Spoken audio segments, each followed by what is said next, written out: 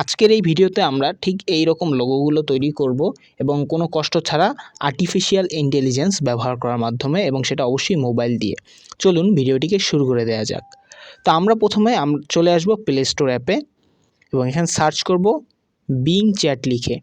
তাহলে আমাদের সামনে যে অ্যাপ্লিকেশনটা নিয়ে আসবে মাইক্রোসফটের being chat with AI and GPT4, এই সফটওয়্যারটি ইনস্টল করব।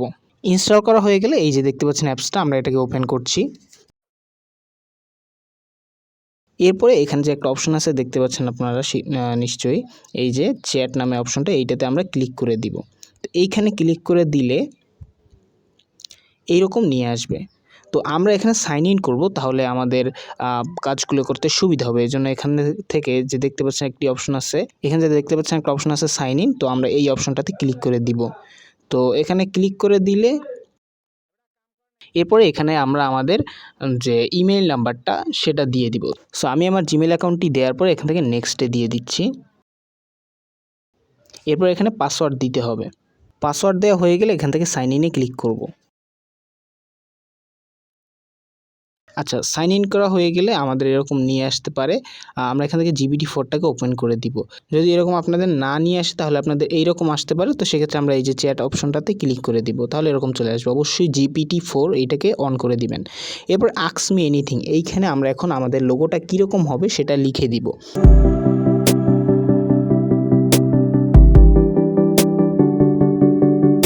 আমি কে লেটারটা দিয়ে তৈরি করতে চাচ্ছি, যেমন লিখে দিলাম using the letter K in dark থিমে আমি তৈরি করতে চাচ্ছি, যেন আমি লিখে দিলাম ডার্ক থিম।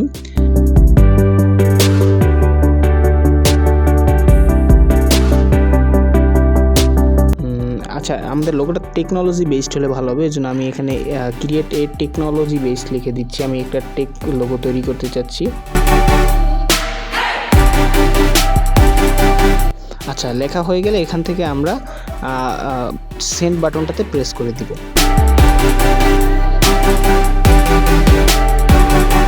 দেখতে পাচ্ছেন আমাদের ইমেজটা কিন্তু জেনারেট হচ্ছে।